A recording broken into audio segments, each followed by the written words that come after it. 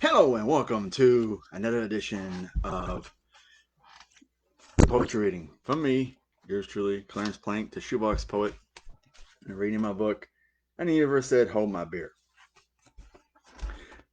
Sorry it's been a little bit. I was sick last weekend, so I really didn't get a chance to do anything. But I'm here.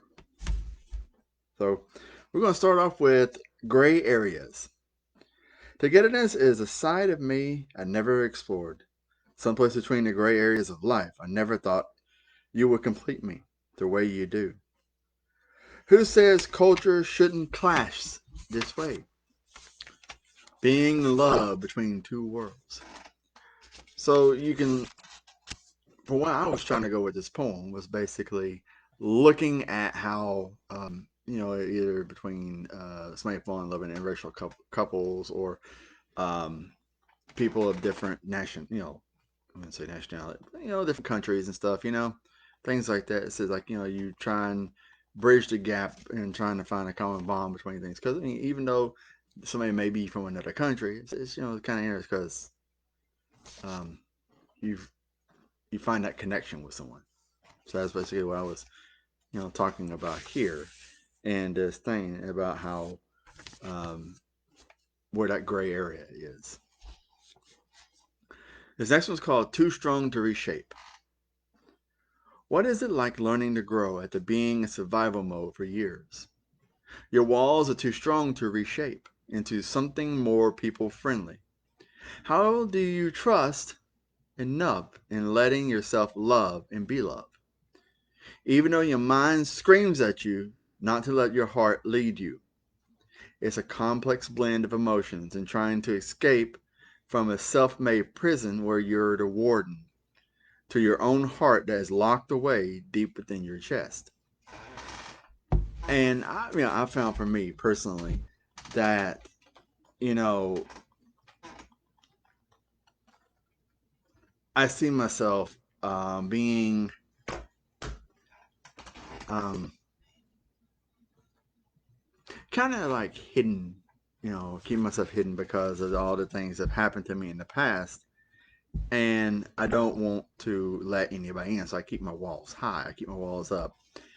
Even though I should be letting them down and being loving people more or loving myself and then loving other people instead of that. But, you I kind of value my peace more than dealing with somebody else.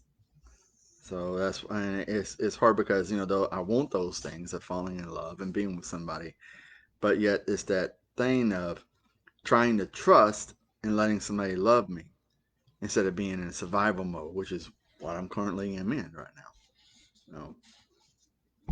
This next one's called Pure Hearts. Crown of Love adores the head of mothers with pure hearts, and this is basically talking about how um, being a mother isn't perfect. There's nothing. There's no. Everybody says, "Oh yeah, there's a book for that." No, there's really no book that can prepare you for being a parent. There's nothing. Not being a dad, not being a mom, because there's so many things that is so different from one kid to the next. So one person's things is, especially when you got siblings. I mean, the older child, the middle child, and the youngest child. I mean, that's night and day and whatever else week you got going on there, because there's like a difference in their emotions and how they handle things. Um, this is called Play and Rewind. I am a person who has walked a million miles upon the bones that reside in this shell. So many thoughts and memories housed in a box that plays and rewinds at certain parts, old movies, musical notes, thoughts and dreams of a person who lost the meaning of life and a desire to live. But I keep fighting to grasp onto what shreds of reality has not been stripped away by age. I fear the end more than the pieces between, and lost sight and lose sight of blessings and love. I have surrounding me in the warm embrace because I am too numb to feel the grasp upon my skin. And this is basically talking about how. Well, first off, this right here was inspired by a song from the group Fozzy, and Chris Jericho is the one that's the lead singer of this group. He's a wrestler if you know who wrestling if he is, and I'm trying to think of the name of the song.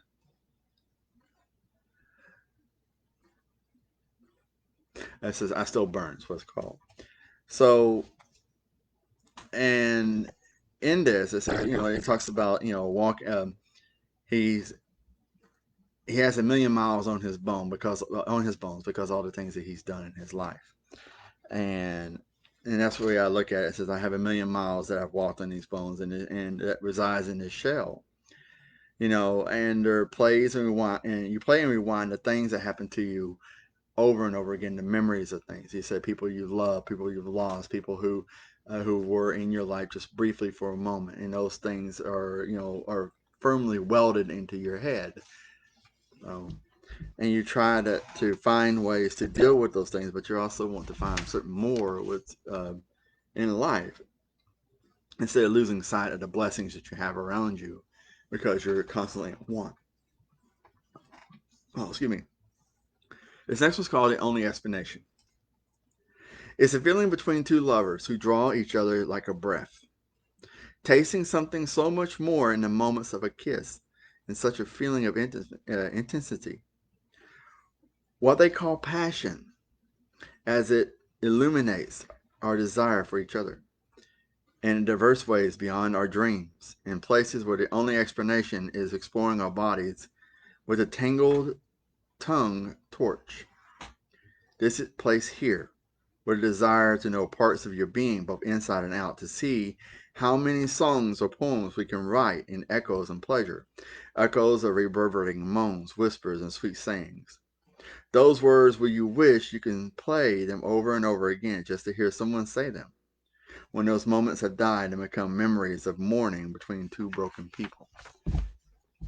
And it's basically when you fall in love and you fall out of love with someone, and how the moments only come and call between the passion that you felt with somebody. It's like for that moment, the moments that you were together, so you want them like you crave their existence as who they are because you want to breathe, and having them around is how you breathe. So, and once things happen, because we're all broken in the grand sense of things. It's like people say oh no, you're not people, you're broken, you're not this, but we are broken in a certain grand scheme of things and how life is, because it's like we have no way of outside of therapy and just talking things and to be able to heal who we are as people. So I'm going to let you. So we're going to pick this back up next Saturday, or hopefully, I don't know if my sister may be up, maybe not. I don't know. We'll see. If not, I'll do it Friday, so I'm not for sure. But either way, definitely check out my friends, and their stuff is in the caption like always. Um, Jenna Jinx portraits. If you want to try, remember she's probably going to stop doing drawing. Hopefully she won't, but definitely go check out her page and see if you can commission her for something.